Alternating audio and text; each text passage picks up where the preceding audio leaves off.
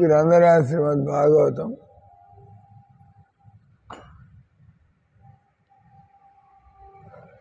11వ స్కందం 21వ అధ్యాయం. కృష్ణుడు వేదపథాన్ని వివరించుట. కలేర్దృష క్రోధ సమస్త మనువర్తతే తమసాగ్రశ్యతే పుంసాం చేతన వ్యాపిని ధృతం. 20వ శ్లోకం. కలహము నుండి సహించరానట్టి క్రోధము కలుగును, దాని వెంట అజ్ఞానాంధకారములు కలుగును. ఈ తమస్సు శీఘ్రమే మనిషిని విశాలము చైతన్యమును హరించును.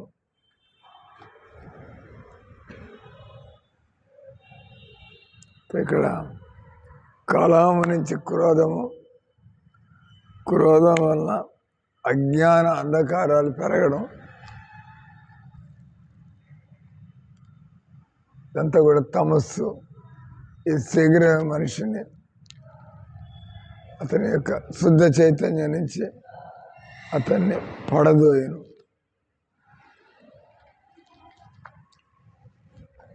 తాత్పర్యం: సమస్తము భగవత్ శక్తి అనే విషయాన్ని తోసిపుచ్చడి ప్రవృత్తి నుండి లౌకిక సాంగత్య ఉత్పన్నమగును. ఇంద్రియార్థములు భగవంతునికి అన్యమైనవిగా మిథ్యగా తలపోయితో మనిషి వాటిని భోగింపకోరును. అట్టి కోరిక మానవ సంఘంలో సంఘర్షణకు, కలహానికి దారితీయను. ఈ సంఘర్షణ నిశ్చయముగా గొప్ప క్రోధాన్ని కలుగజేయను. అదే మానవుల్ని మూర్ఖుడిగాను విధ్వంసకుడిగాను తయారు చేయను. ఈ విధంగా మానవ జన్మ యొక్క అసలైన లక్ష్యము విస్మృతికి గురి అగును.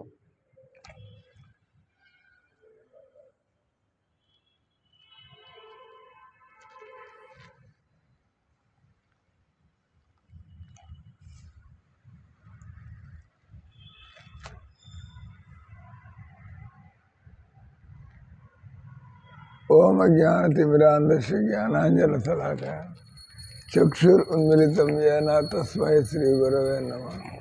శ్రీ చైతన్య మనోభీష్టం స్థాపితం యేన భూతలే స్వయం రూప కదా మయ్యం దదాతి స్వపదాంతకం.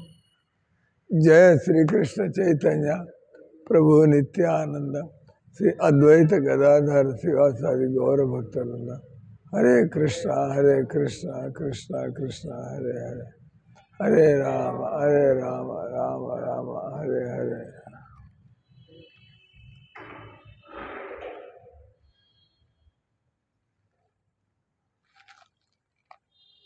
నిన్న మనం ఇంద్రియాలు, ఇంద్రియ అర్థాలు అంటే ఇంద్రియ వస్తువులు,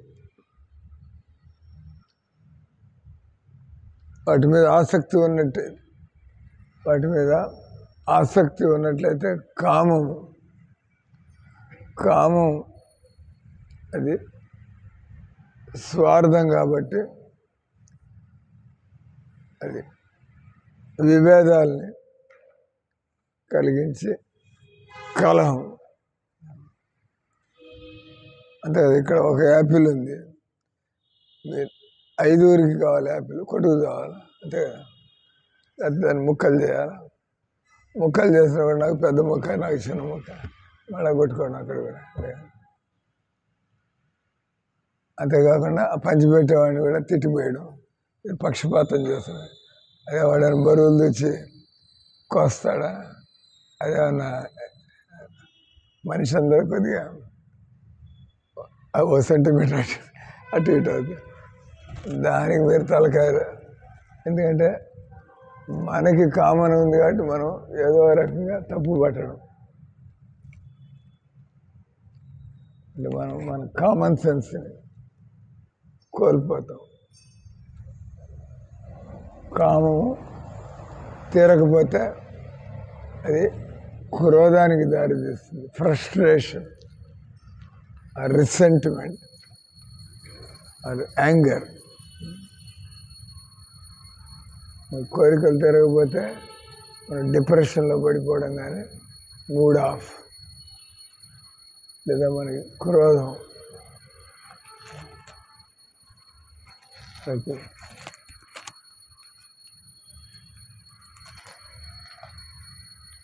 ఈర్ష్య, కోపం రావడం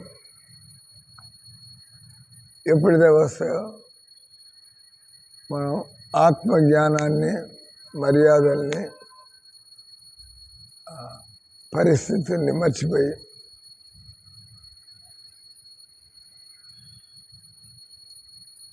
అజ్ఞాన అంధకారం, నాకు ఎందుకు ఇయ్యలేదు, నన్ను ఎందుకు గుర్తించలేదు, నువ్వు ఎవరు? పరీక్షిత్ మహారాజు కూడా శాపం పెట్టారు. ఆయన అనుకోలే, నాలాంటి వ్యక్తికి శాపం ఎందుకు వచ్చింది, ఎందుకు పెట్టారు, నేను ఇంత గొప్ప భక్తుని. జరిగిన దాని నుంచి నేను ఏ రకంగా ఆ అవకాశాన్ని నా కృష్ణ భక్తికి అవకాశంగా మలుచుకోవాలా. మిఠాయిలు పంచి పెడతాం, అది మీ వరకు వచ్చేసరికి అయిపోయింది. ఏం చేస్తారు? మంచి దరిద్రం వదిలేదు, మిఠాయి అంత ఎక్కువ తినాల్సిన అవసరం లేదు. దేవుడు ఆయనే నాకు కట్. జ్ఞానం అంటే, జ్ఞానం లేకపోతే మనకి డిస్టర్బ్ అయిపోతాం. డిస్టర్బెన్స్ అంటే మన బుద్ధి భ్రష్టు పట్టినట్టు. అంటే మనం ఏది మంచి ఏది చెడు ఎలా చదువుకోవాలా, భగవంతుడి ఏర్పాటు ఏం పట్టించుకోం, బస్ పిచ్చాళ్ళలాగా. ఇక భగవద్గీత తమో గుణానికి ప్రతిసారి భగవంతుడు ఈ తమో గుణం యొక్క లక్ష్యాన్ని చెబుతూ ఆయన తమో గుణం నుంచి అదుపు చేయాలనేటువంటి కోరికలు, తర్వాత సోమరితనం, పిచ్చి, మ్యాడ్నెస్. సంస్కృతంలో దానికి వాడినటువంటి శబ్దం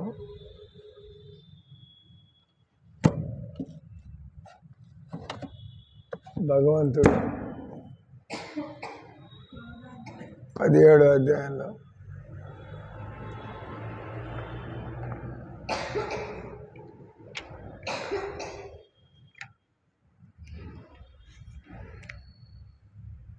ఇది 14వ అధ్యాయంలో తమో గుణం, ప్రమాద. ఇక్కడ చెప్పండి, తమో గుణానికి చెందిన 2-3 శ్లోకాలు. తమో గుణంలో అంటే మనల్ని డయాగ్నైజ్ చేసుకోవడం, మనం ఏ గుణంలో ఉన్నామో. మనం ఎప్పుడైనా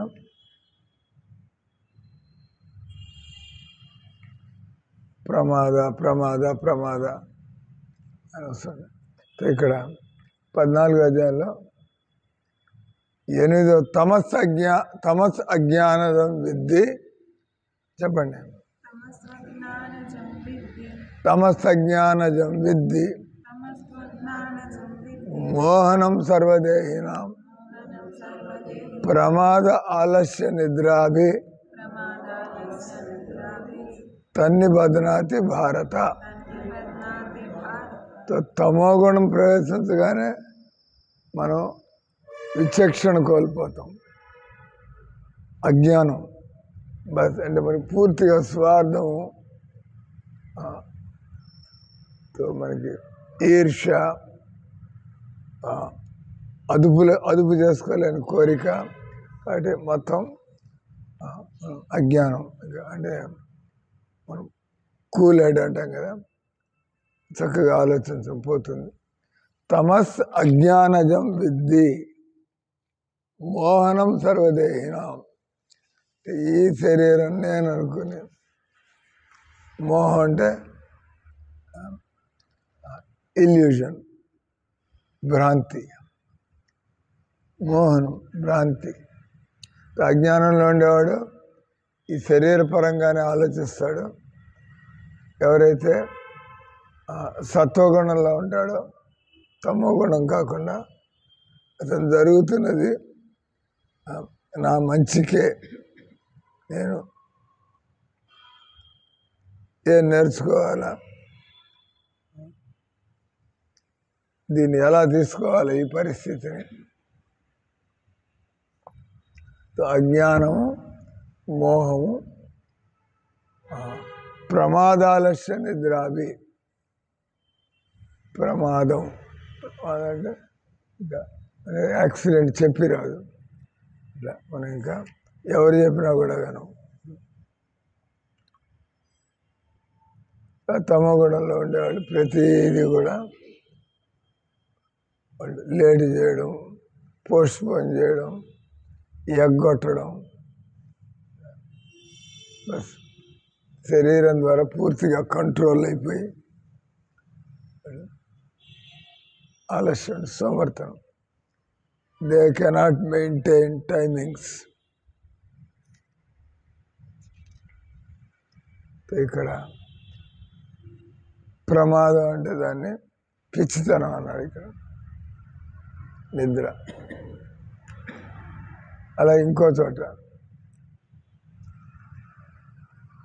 అన్ని చోట అక్కడ 13లో 3 సెట్లు, 3 సత్వగుణం, రజోగుణం, తమోగుణం. తమోగుణ లక్షణాలు కానీ ఒకటోటి చెప్పుకుంటాం. అప్రకాశ అప్రవృత్తిచ్చ. చెప్పండి. అప్రకాశ అప్రవృత్తిశ్చ ప్రమాదో మోహ ఏవచ. ప్రమాదో మోహ ఏవచ తమశ్చేతాని జాయంతే వివృద్ధే కురునందన. ఎవడైతే తమో గుణంలోకి పోతాడో అతనిలో ఏం పుట్టుకొస్తాయి, ఏం పెరుగుతాయి? తాని జాయంతే వివృద్ధే కురునందన. అప్రకాశో, అప్రకాశం అంటే మళ్ళీ అది అజ్ఞానం. ప్రకాశం అంటే జ్ఞానం, అప్రకాశం అంటే అజ్ఞానం. ప్రవృత్తిచ్చ, ప్రవృత్తి అంటే ఏది చేయాలి, ఏది చేయకూడదు. అప్రవృత్తిచ్చ, బస్ నాకిట కావాలి, బస్. మన శాస్త్రంతో సంబంధంలా, మనకి మన పెద్దవాళ్ళతో సంబంధంలా. అప్రవృత్తిచ్చ, బస్ అంతే, నేను ఇట ఇది చేయాలి. ప్రమాదం అంటే అందరూ గమనిస్తూ ఉంటారు, అందరూ గమనిస్తున్నారు, అయినా కూడా మనకి సిగ్గు కానీ శరం కానీ లేకుండా ప్రమాదం అని అంటారు. పూర్తిగా విచక్షణ కోల్పోవడం. మోహ ఏవచ, పూర్తిగా నేను ఈ శరీరం, ఆత్మజ్ఞానం పూర్తిగా పోతుంది. అని ఎప్పుడైతే తమో గుణంలో మనం పడతామో ఏం పెరుగుతాయి అంటే అజ్ఞానం పెరుగుతుంది. మన ద్వారా లాలెస్నెస్, మనం ఏది చేయాలి, ఏది చేయకూడదు పట్టించుకోకుండా ప్రమాదం, విచిత్రమైన వ్యవహారం. మోహ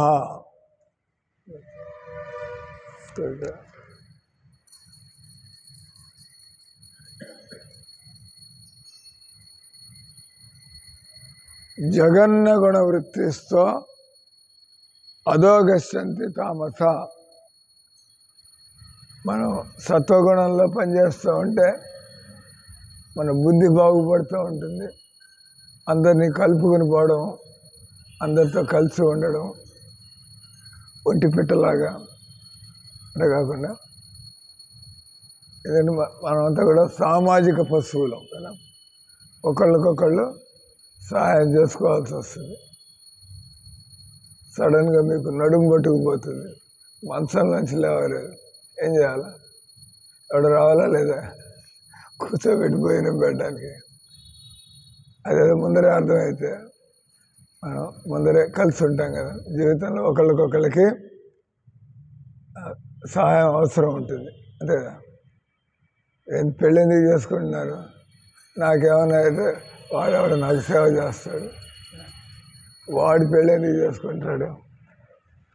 నాకు సేవ కోసం. అంటే ఒకరికొకరు. పిల్లల్ని ఎందుకు అంటారు? అది మన ముసలాడైతే ఎవడు చూసుకుంటాడు మనల్ని? ముసలాడైతే ఎవడు నన్ను చూసుకుంటాడు? పిల్లలు అంటే ఈరోజు పిల్లలు చూసుకుంటారో లేదో, రెక్కలు వచ్చిన పక్షులు ఏ విధంగా ఎగిరిపోతాయో ఈ రోజుల్లో, అంటే పిల్లలకి ఈ జ్ఞానం అంతా ఎవరు నేర్పించడం లేదు. వాళ్ళకి ఈ విధంగా రజోగుణంలో తమోగుణంలో ప్రబలమైనటువంటి తల్లిలా తండ్రిలే బస్ పోతూ ఉంటాడు. తనకు కావాల్సినట్టుగా వెళ్ళిపోతాడు ఇల్లు వదిలేసి. నేను మీకోసం ఇక్కడ కూర్చుని ఉంటానయ్యింది, నేను అమెరికా పోవాలా. తల్లిదండ్రులు ముసలాళ్ళు, ఏమని ఆయనకి తెలియదు. ఒకరోజు ఆయన కూడా ముసలితనం వస్తుంది. అంటే ముసలితనం అందరికీ వస్తుంది, కానీ అర్థం కాదు అతనికి. అప్పుడు ఆ వయసులో అర్థం కాదు. రజోగుణం, తమోగుణం, మొండితనం. ఎన్నాళ్ళు ఉంటుంది జీవితం? ఎన్నాళ్ళు ఉంటుంది జీవితంలో? యవ్వనం ఎన్నాళ్ళు ఉంటుంది? యవ్వనంలో మనం భోగించేటువంటి సమయం ఎంత ఉంటుంది? ఇంద్రియాలతో గంటలు గంటలు తినగలరా? ఇవాళ కాదు, కూర్చుంటారు తినడానికి. 1, 2, 3 ఆ తర్వాత లేచిపోవడం అక్కడి నుంచి. అంటే మొదటిది ఎంతో ఆనందంగా తింటారు, రెండోది పర్వాలేదు, మూడోది బలవంతంగా, నాలుగోది లేచిపోవడం అక్కడ. అంటే ఎంతసేపు ఉంది? మనం గులాబ్ జామున్ క్లాస్ అవ్వగానే గులాబ్ జామున్ అవి పెట్టడం ప్రారంభిస్తే అయిపోయింది అక్కడ, ఈ రోజుకి ఫినిష్. జీవితం ఎంతకాలం ఉంటుంది? యవ్వనం ఎంతకాలం ఉంటుంది? దానిలో మనం భోగం ఎంత సమయం అనుభవించగలం? ఎక్కువ సమయం అనుభవించలేం. అంటే ఇంద్రియాల్లో ఆ శక్తి లేదు. ఇంద్రియాలు ఎప్పుడు కూడా పరిమితమైనటువంటి, మనం ఏది అనుభవించాలో కూడా పరిమితమైనటువంటి, మన వల్ల కాదు. అటు ఇక్కడ ఇవన్నీ కూడా మనిషి మర్చిపోయి ఏమవుతాడంట? జగన్న గుణ వృత్తిస్తా అధోగచ్చంతి తామస. వ్యక్తి ఆయనకేమి కళ్ళు కనిపిస్తూ వచ్చే కుక్క జన్మ ఎత్తాల్సి వచ్చిన, పంది జన్మాల్సి వచ్చిన, పిల్లి జన్మ ఎత్తాల్సి వచ్చిన దానికి తయారవుతాడు, కానీ తన బుద్ధిని అదుపు దలుచుకోడు. అహంకారానికి పోవాల్సిందే, మనం అభిమానంతో ఉండాల్సిందే. మనం మన మాటని నెగ్గించుకోవాల్సిందే. అంటే మీరు ఎప్పుడంటే బస్ నా మాట లేకపోతే మేము పోతున్నాం సార్, అదేందో 10 ఏళ్ళు ఒక చోటు ఉండి ఒక చిన్న విషయానికి మేము పోతున్నాం సార్, ఏమైపోయింది? 10 ఏళ్ళ నుంచి చేస్తున్నా భగవంతుడి సేవలు, 10 ఏళ్ళ నుంచి ఉంటున్న ప్రదేశం, 10 ఏళ్ళ నుంచి ఉంటున్న వ్యక్తి అంతా పోయింది. ఎందుకంటే పిచ్చెక్కింది బస్, రెచ్చిపోవడం. అధోగచ్చంతి తామస. ఇన్నాళ్ళు ఉండి మనం ఏం సాధించామయ్యా అంటే ఏమీ లేదు, అంతా పోయింది. అలాగే భక్తిలో ఎక్కువ సంవత్సరాలు అంటే ఓపిక పెరగాలి మనకి. బస్ బతుకంతా ఇట్లా సమస్యలు ఉంటానండి. ఈ సమస్యలతో బతకడం నేర్చుకోవాలి. అదే అంటే మీకు తెలివితేటలు వస్తున్నాయి. సమస్యలు లేకుండా ఉండవు. సమస్యలు ఎప్పుడూ ఉంటాయి. భగవంతుడే చెప్పాడు. భగవంతుడే సమస్యలు పెట్టాడు. ఇది భగవంతుడు మనం ఇక్కడ ఉండడం ఆయనకి ఇష్టం లేదు. ఆయనకి కృష్ణుడికి మనం ఇక్కడ ఉండడం ఇష్టం లేదు. కాబట్టి ఆయన ఎసరు పెడుతూ ఉంటాడు, కింద వేడి చేస్తూ ఉంటాడు. ఎప్పుడు వీడికి వైరాగ్యం కలుగుతుంది, ఎప్పుడు ఇతను సాదా జీవితానికి ఎక్కువ డిమాండ్స్ లేకుండా, నో డిమాండ్స్.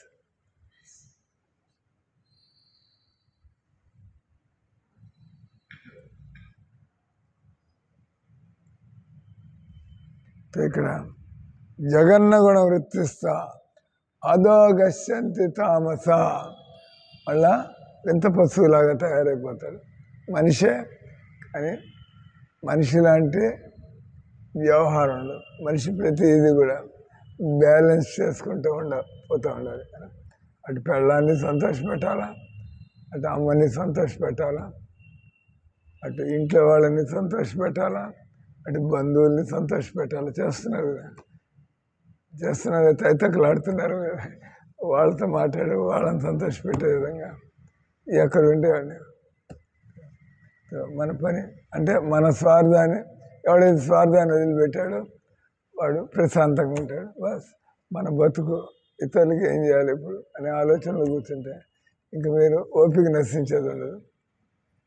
ఇంతమందికి పని చేస్తున్నాను, నా గురించి ఎవడు ఆలోచించడం లేదు అనగానే ప్రారంభమవుతుంది. మళ్ళీ మనం పుట్టిందే మన రుణాలు తీర్చుకోవడానికి. రుణాలు తీర్చుకుంటూ పోతాడు. ఎవడెవడికి రుణం అందరికీ అన్నీ చేసుకుంటాం. జీవితం అంటే రుణాలు తీర్చుకోవడం. రుణాలు తీరిపోతే మళ్ళీ జన్మ ఉంటుందా? రుణాలు తీరిపోతే ఇంక జన్మ ఉంది, ఫినిష్, రెడీ టు గో. రుణాలు ఉన్నంత వరకు ముక్కుకు తాడేసి లాగుతారు ఇక్కడికి. ఇప్పుడు ఎక్కడికి పోతాను, ఇంకా ఇవ్వాలి, ఇంకా అది ఇవ్వాలి, ఇది ఇవ్వాలి, ఇది చేయాలి, ఇది చేయాలి. మనం ఏది పొందాలా, ఏది అనుభవించాలా, ఏది కావాలని లేకపోతే రెడీ టు గో. మీరేం కోరుకోవట్లేదు, బస్ ఇయ్యడం బతుకంత. అంటే భగవంతుడు ఆయన ఇస్తూ ఉంటాడు, భక్తులు కూడా ఇస్తూ ఉంటారు. ఏ అవమానం జరిగినా, మనం నిర్లక్ష్యం చేయబడినా బస్ మంచిది, నాకు వీళ్ళు నేను శరీరం కాదని నేర్పించేటువంటి పరిస్థితి తీసుకొచ్చారు కాబట్టి మంచిదే ఇది నాకు. మనం శరీర స్థాయిలో ఉన్నట్టయితే భక్తిలో మనం కుదేలవుతాం, పడిపోయాం. మనం అలాగే ఉండాలి. కాబట్టి ఇక్కడ ఈ విధంగా ఇంకో శ్లోకంలో తమోగుణం అంటే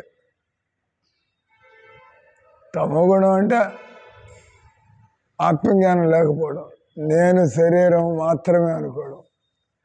అని మన శరీరం ఉంది, మనతో ఈ మనస్సు ఉంది, మనం ఆత్మను.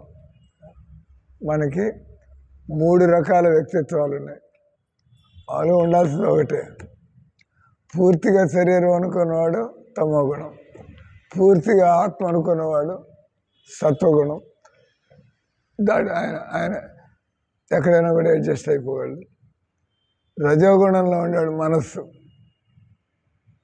వీళ్ళు మనవాళ్ళు కాదు, ఇది నాకు కావాలి, ఇది నాకు అక్కర్లేదు.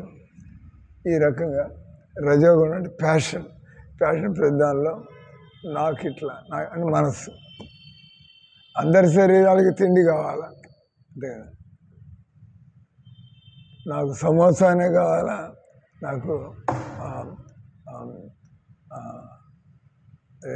కచోరీనే కావాలి, రజోగుణం ప్యాషన్. అదే మీరు కావాలంటే దొరుకుతున్నాయి. మీకు సడన్గా కచోరీ తినాలంటే కింద పోతే కిచిడి ఉంది, అక్కడ ఏం చేస్తారు? తినకుండా లేచి వచ్చేస్తారు. అది తమోగుణం. తినకుండా లేచి వచ్చాడు ఇబ్బంది పడేది ఎవరు? మీరే ఇబ్బంది పడతారు. కాబట్టి ఇక్కడ ఏమంటున్నాడు? జ్ఞానమావృత్త తూతమ, జ్ఞానమావృత్త తూతమ. తమో గుణంలో ఉంటే మన జ్ఞానం అంతా కూడా, జ్ఞానం అంటే అన్ని విషయాలు, జ్ఞానం అంటే ప్రతిదీ, ఏది ఎలా, ఏది ఎలా, ఎవరితో ఎలా, ఎప్పుడు ఎలా, ఎప్పుడు ఏ టైంలో ఏం చేయాలా, ఎవరి దగ్గర ఎలా ఉండాలా,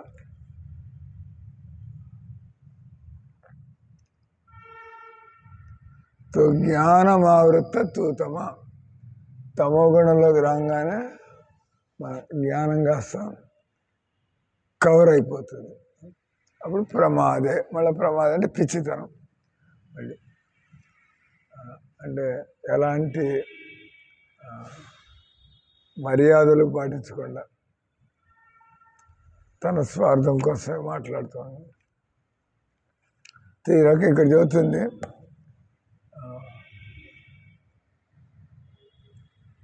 కలహం నుంచి క్రోధం, క్రోధం వల్ల మనకి తమో గుణం ఇంకా పెరిగి అంధకారం. మనం సరిగ్గా అంతే కదా, మన అజ్ఞానంలో ఉంటే, మనం భగవద్గీత జ్ఞానం లేని వాళ్ళు అజ్ఞానం, వాళ్ళు ఎలా ఆలోచిస్తున్నారు, ఇక్కడికే ఈ బతుకు గురించి ఆలోచిస్తున్నారు, ఇప్పుడు గురించి ఆలోచిస్తున్నారు, తర్వాత ఏమవుతుందని ఆలోచించాలి, వచ్చే జన్మలో ఏమవుతుంది ఆలోచనలే ఉండవు. తమో గుణంలో ఉండే వాడికి బస్. ఇప్పుడు కుక్కలు అవన్నీ దాచిపెట్టుకుంటాయండి తిండి, కుక్కలు కూడా రేపు తిండి అవసరం, కానీ తిన్నది తిని పక్కన తీసుకెళ్ళి పక్కన పెట్టుకుని తింటే అయిపోతూ ఉంటుంది.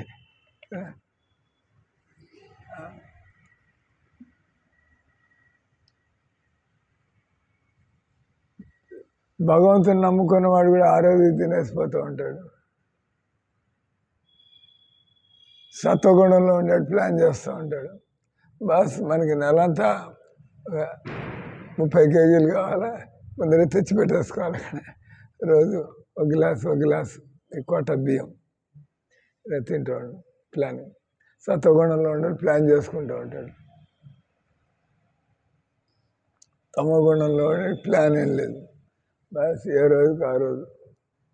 తర్వాత మన ఆరోగ్యం అవుతుంది, తర్వాత మన ఖర్చులు ఎవరిస్తారు, ఏం ప్లానింగ్ లేదు. బస్ అదే తాగి పండుకోవడం అంటే ఏంది? తాగి పండుకోవడం అంటే వాడికి ఈ డబ్బులు రేపు మనకి ఎలక్ట్రిసిటీ బిల్లు కట్టడానికి పనికి వస్తాయి, ఈ డబ్బులు మనకి పిల్లవాడికి ఫీజు కట్టడానికి పనికి వస్తాయి, ఏముండదు. బస్ ఫుల్గా తాగేయడం, పడిపోవడం, ఏమి ఉండదు. గట్టిగా దాని పిచ్చితనం.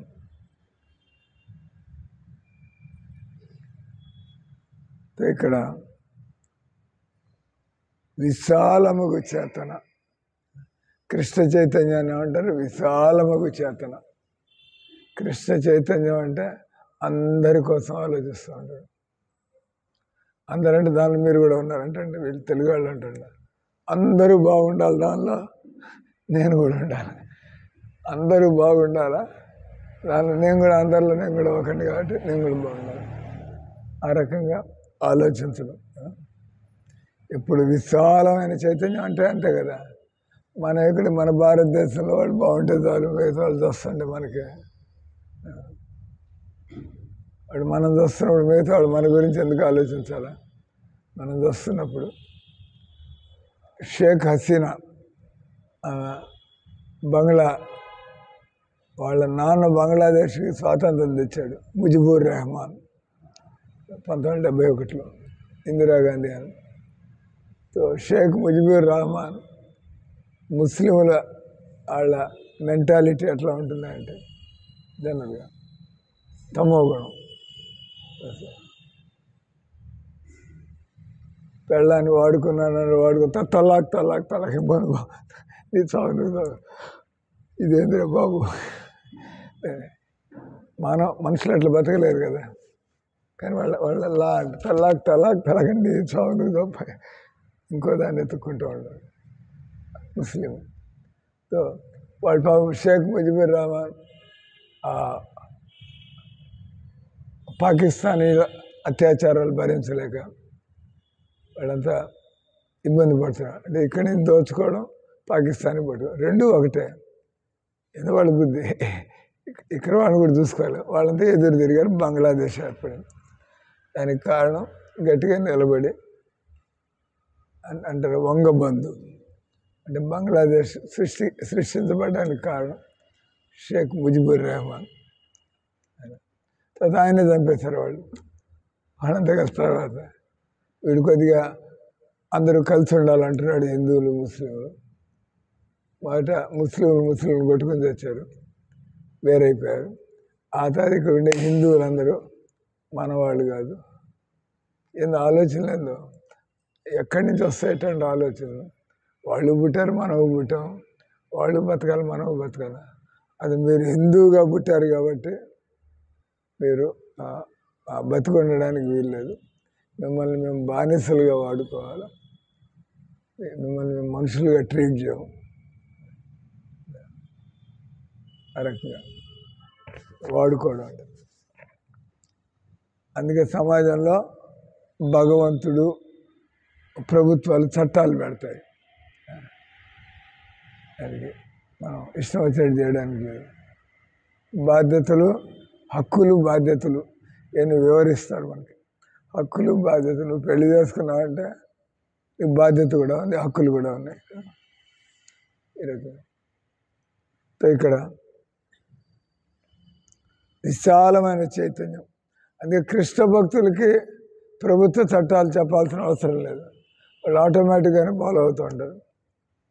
దేవుడి చట్టాలనే పాటిస్తుంటే మనంతటా మనం అన్నీ చేసుకుంటూ పోతుంటే ఇంక ప్రభుత్వం వైపు నుంచి మనకి ఏదైనా ఉంటే ఇంటి పన్ను కట్టాలా,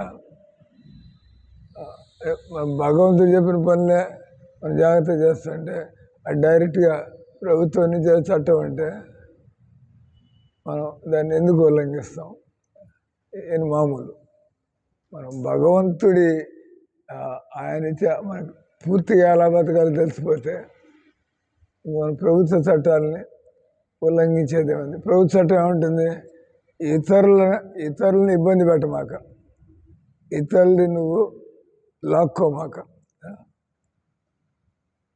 అంటే ప్రభుత్వ చట్టాలు అంటే ఎవడు బతుకు బతకండి అని. ప్రభుత్వ చట్టం అంటే ఏంది? మీరు కష్టపడి 10 లక్షలు సంపాదిస్తే వీడు వచ్చి నా దగ్గర 50,000 కూడా లేవు, నీ దగ్గర 10 లక్షలు ఎందుకున్నాయి సగం ఇటు అంటే అదేంటి?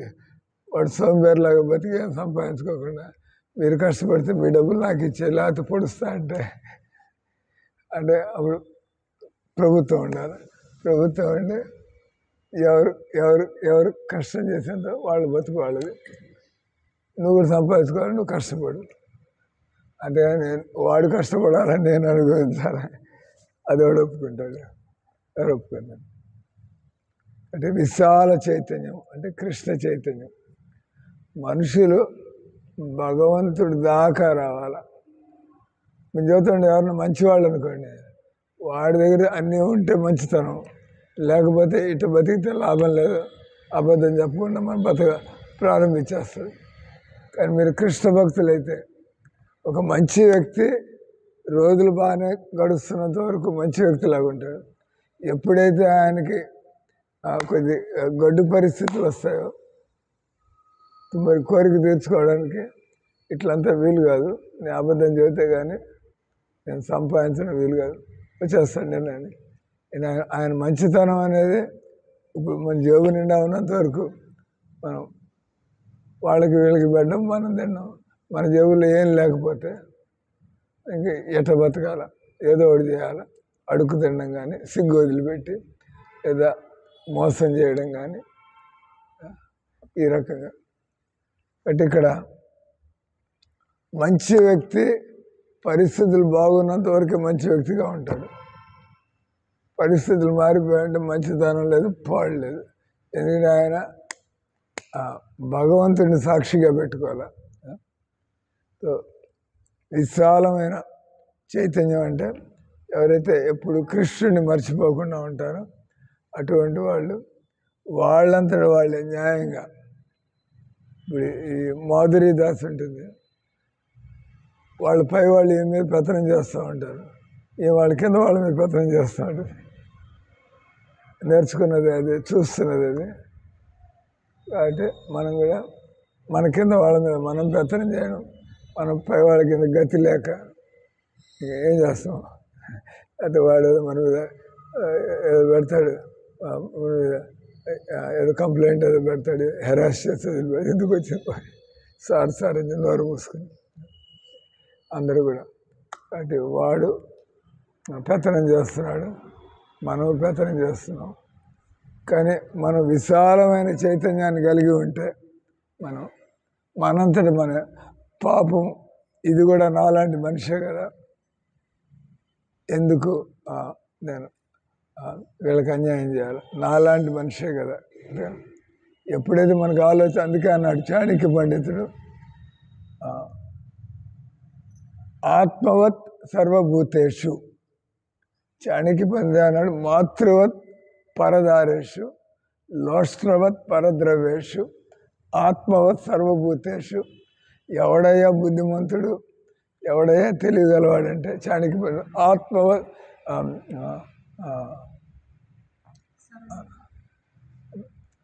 అది మూడో లైన్ ఇది, మాతృవత్ పరదారేషు లోష్ట్రవత్ మాతృవత్ పరదారేషు. మనకి ఆత్మజ్ఞానం లేనంత వరకు, మనం సాధన చేసి మనకు మైండ్ మీద కంట్రోల్ లేనంత వరకు మనకి ఎప్పుడు కూడా ఆడవాళ్ళు మగవాళ్ళు ఆడవాళ్ళని అంటే జరుగుతుందంతా సినిమాలంతా ఏంది, వాళ్ళు డైరెక్ట్గా వాళ్ళ బుద్ధులు వాళ్ళు చూపిస్తున్నారు. బతుకంటే ఎవడు స్మార్ట్గా ఇతరుల్ని తన అవసరాలకి ఎక్స్ప్లాయిట్ చేసుకుని వెళ్తాడు. హీరో అంటే సినిమాల్లో హీరో అంటే ఎవరిని కావాలంటే వాడిని లేపుకుపోతూ ఉండు. మాతృవత్ పరదారేషు. ఆత్మజ్ఞానం కలిగిందంటే మనకి తెలుస్తుంది ఇది తీరే కోరిక కాదు. ఈ స్త్రీ పురుషుల వద్దుంటే ఆకర్షణ, అది తీరేటువంటిది కాదు, దురద లాంటిది. అంటే దురదని మనం సహించడం నేర్చుకుంటే అలవాటు అయిపోతుంది. అంతేగా దురదని గీక్కుంటే అంటే పుండు ఇంకా పెరుగుతూ ఉంటుంది, తగ్గేదేం లేదు. టాలరేట్ అంటే అన్నాడు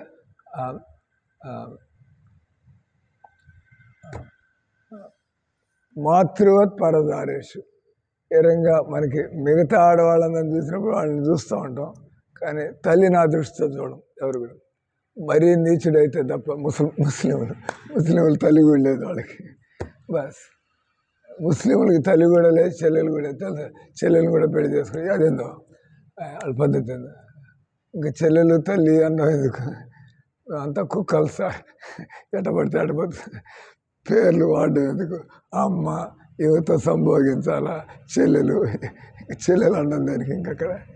అంతే కదా, మనకి ఈ పేర్లను వేరుగా వాడడం. బస్ నాకు స్త్రీలతో సంభోగించాలి, చెల్లెలు లేదా అక్క లేదా తల్లి లేదా. కానీ తోడబుడితే అనాలి కదా, చెల్లెలు అనాలి. కానీ సంబంధం మాత్రం ఆ రకంగా ఉండదు. మాతృవత్ పరదారేషు. ఏ రకంగా ఎంత నీచుడైనా కూడా తల్లి దగ్గరికి వెళ్ళినప్పుడు ఆమెతో ఆ రకమైన సంబంధం గురించి ఎప్పుడు ఆలోచించలేడు. చిన్నప్పటి నుంచి అలవాటు అయిపోయాము, పుట్టినప్పటి నుంచి అదొక సంబంధం. కానీ ముస్లింలు అది కూడా పట్టించుకోవట్లేదంట. మాతృవత్ పరదారేషు అంటే మనుషులు అంటే మానవ జన్మ అంటే మనం తమోగుణం నుంచి ఉంటుంది, అందరిలో తమోగుణం అనేది. మనం అంటే సాధన చేయవలసిందే. ఎవడైనా కూడా ఎక్కడ నువ్వు కూలాడిగా పనిచేస్తావు హరే కృష్ణ జపం చెయ్యి, నువ్వు పొలాల్లో పనిచేస్తావు హరే కృష్ణ, నువ్వు నీ ఫ్యాక్టరీ నడుపుకున్న హరే కృష్ణ, లేకపోతే నువ్వు సమస్యలు నీకు ఇతరులకి నువ్వు సమస్యలు, ఇతరుని ఎక్స్ప్లాయిట్ చేస్తే వాళ్ళని గమ్మున ఉంటారే. చట్టాలు కూడా ఉన్నాయి, వాడేమన్నా గమ్మున ఉంటాడా, ఎవరు గమ్మున ఉంటాడు. కాబట్టి మానవ జన్మ అన్నాడంటే మనిషి పెద్ద మనిషిలాగా బతకాల్సిందే. పెద్ద మనిషిలాగా బతకాల్సిందంటే మనం విశాలమైన హృదయాన్ని కలిగి ఉండాలి. విశాలమైన హృదయం అంటే అది దానంతట అదేం రాదు. పుట్టిన ప్రతివాడు కూడా ఏమన్నాడు ఆయన, జన్మనా జాయతే శూద్ర. పుట్టిన ప్రతి ఒక్కరు తమో గుణంలోనే ఉంటారు. ఎవరైతే నేర్చుకుంటూ ఉంటారో వాళ్ళు విషయాలు నేర్చుకొని జెంటిల్మెన్ లాగా. కాబట్టి ఇక్కడ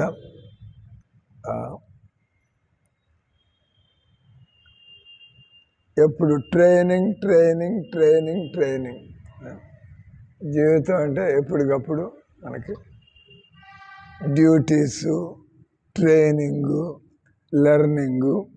మనం ఎప్పుడు నేర్చుకుంటూ ఉండాలా, మనం ఎప్పుడు ప్రాక్టీస్ చేస్తూ ఉండాలా, మనం ఎప్పుడు కూడా బాధ్యతగా ఉండాలా. అటు అలవాటు. ఈ విధంగా చిన్నప్పటి నుంచి అప్పుడు ఒక మానవ జన్మ మనం శాస్త్రాలు చెప్పినట్టుగా బతికితే, అంటే కృష్ణ చైతన్యాన్ని సాధించగలిగితే, లేకపోతే ఈ తమస్సు మన మనస్సే మనల్ని పూర్తిగా మానవ శరీరంలో ఉన్నా కూడా మనల్ని పశువులాగా బతికేది చేస్తుంది. ఇక్కడ సమస్తము భగవంతుడి యొక్క శక్తి అనే విషయాన్ని తోసిపుచ్చి, అంటే విశాలమైన అంత కృష్ణుడికి చెందుతుంది, నేను కృష్ణుడికి చెందుతాను, నా దగ్గర ఉండేదంతా కృష్ణుడిది, ఈ ప్రపంచం అంతా కృష్ణుడిది, మనమంతా కూడా కృష్ణుడికి సేవ చేయడం కోసం. ఎవరిని ఆలోచిస్తున్నారా ఏందట? ఎవరిని ఆలోచిస్తున్నారా? ఎవడు పట్టించుకోడు. ఎక్కడికి పోయినా అంతా కూడా ఏందో ప్రభుత్వ చట్టాలంటే. లౌకిక సాంగత్య వాంఛ ఉత్పన్నమగును. ఎప్పుడైతే భగవంతుని మర్చిపోతామో మనకి మన ఏర్పాట్లు ప్రారంభమవుతాయి. ఇంద్రియార్థములు భగవంతుడికి అన్నమైనవి. అనగా మొక్కుబడిగా దేవుడికి దండం పారేయడం, ఎందుకంటే అన్నీ ఆయన ఇచ్చాడు కాబట్టి అన్నీ ఇంకా మనం ఎంజాయ్ చేయడం. ఎవడెవడు చెబుతున్నాడు. భక్తి అంటే అన్ని వదిలిపెట్టడం కాదు స్వామి, భగవంతుడు చేసిన అన్నీ మన కోసం చేశాడు కాబట్టి ఒక దండం పెట్టాలి ఆయనకి. ఆ తర్వాత మనం భక్తి అయింది. అక్కడ నేర్చుకునేది ఒక దండం పారేస్తే చాలండి. మందిరంలో పోయి దండం పారేయండి. ఇవన్నీ తెల్లారుదాం లేవడాలేదు, ఈ భజన లేని, ఇవన్నీ అది వదిలేయండి, ఇది వదిలేయండి. ఒక ఆయన నాతో వాదులాడుతున్నాడు.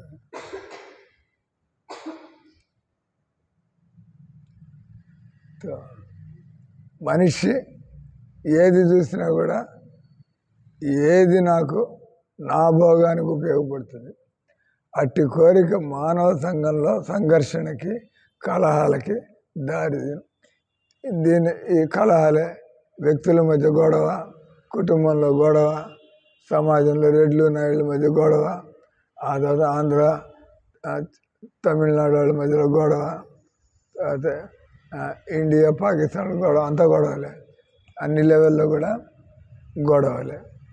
ఇది సంఘర్షణకు, కలహానికి దారి. అంటే మనం కృష్ణ చైతన్యాన్ని అలవాటు చేసుకోకపోతే, మనం విశాలమైనటువంటి చైతన్యాన్ని కలిగి ఉండకపోతే బతుకంతా కూడా కుక్కల్లా కొట్టుకు తెస్తూ ఉండడం. ఈ సంఘర్షణ నిశ్చయంగా గొప్ప క్రోధం. అప్పుడు ఆత్మహత్య చేస్తూ కూర్చుంటాడు. ఇంకా అంటే మనం నెట్టుకు వచ్చిన వాళ్ళు నెట్టుకు వస్తాం, మన వల్ల కాకపోతే ఇంకా మనం భరించలేక కమిట్ సూసైడ్. అదే మానవుల్ని మూర్ఖులుగాను, విధ్వంసకులుగాను తయారు చేయాలి. ఇతరులను చంపేయడం కానీ ఎలా చేతులు వస్తాయి. ఇతరు మూర్ఖులు, విధ్వంసకులుగాను, మూర్ఖులుగాను తయారు చేయాలి. వాడు బంగ్లాదేశ్లో పుట్టి షేక్ హసీనా గురించి చెబుతున్నాం కదా మీకు మధ్యలో టాపిక్ అడిపోయింది.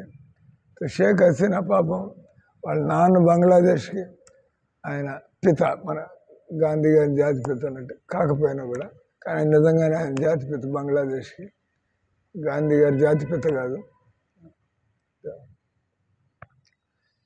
తర్వాత వాళ్ళ నాన్నని చంపేస్తుంటే, దగ్గరుండి వాళ్ళ పిల్లల్ని చంపేస్తుంటే, ఒక అమ్మాయి జర్మనీలో చదువుకుంటుంది, షేక్ హసీనా. అండ్ షేక్ ముజిబుర్ రహమాన్, షేక్ హసీనా. ఈమె జర్మనీలో చదువుకోవడం తప్పించుకుంది సాగు. చూస్తుంది బంగ్లాదేశ్లో ఎవరైతే బంగ్లాదేశ్ పుట్టుకు కారణం ఆయన్ని చంపేసి దగ్గరుండి పిల్లలు ఎందుకంటే మళ్ళీ వాళ్ళు ఏమైనా ఎదిగొచ్చి మళ్ళీ తయారవుతాయి. ఈమె కాస్త జర్మనీలో ఉండిపోయాను. ఆ తర్వాత మెల్లిగా ఈమె ఎదిగిన తర్వాత వీళ్ళందరూ పిల్లవాడిని వాళ్ళ మధ్య మొత్తానికి ఆమె ప్రధానమంత్రి కావడం ప్రారంభమైంది. 3 సార్లు ప్రధానమంత్రి అయింది. ఆ తప్పేందా అంటే హిందువులు ముస్లింలు హిందువులు కూడా ఇక్కడ పుట్టారు కాబట్టి వాళ్ళకి హక్కులు ఉంటాయి, అందరూ కలిసి ఉండాలి అని ఆమె మాట. కాబట్టి హిందువులంతా ఓట్లు వేస్తున్నారు అంతే కదా.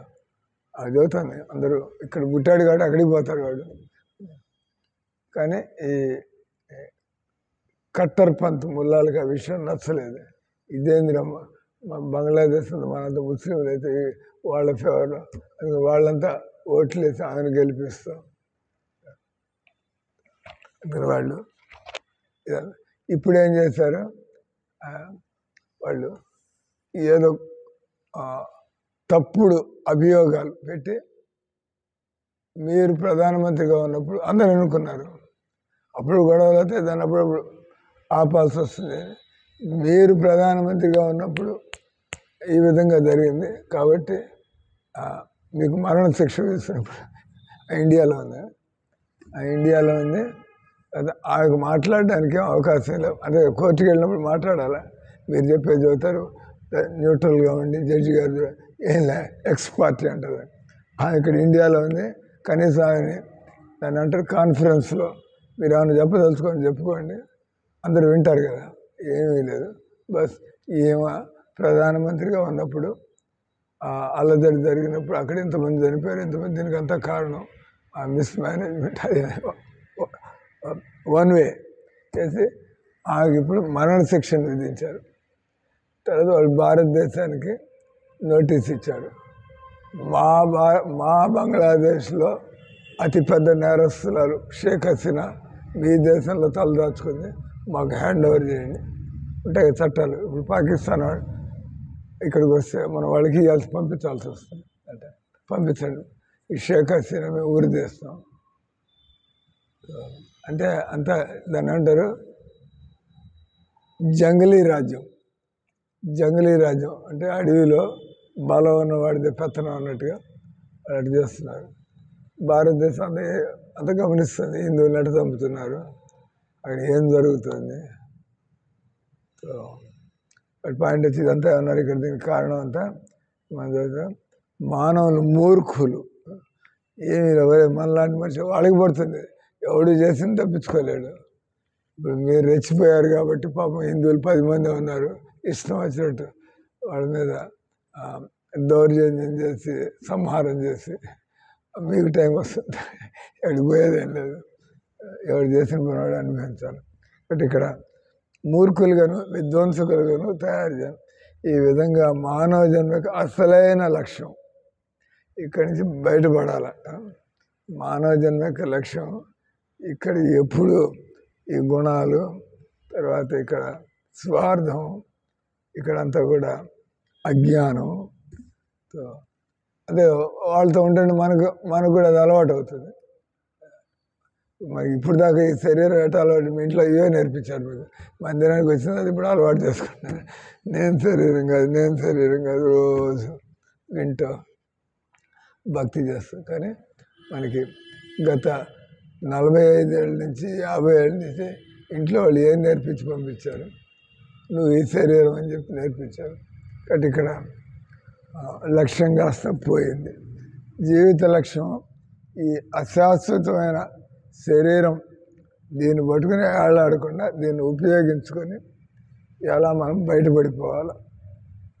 ఈ విధంగా మానవ జన్మ యొక్క అసలైన లక్ష్యం అది మనం పూర్తిగా మర్చిపోయి మనం కుక్కలు పిల్లుల్లా కొట్టుకుంటూ బతుకుతూ ఉంటాం. హరే కృష్ణ కృష్ణ కృష్ణ హరే హరే, హరే రామ రామ రామ హరే హరే.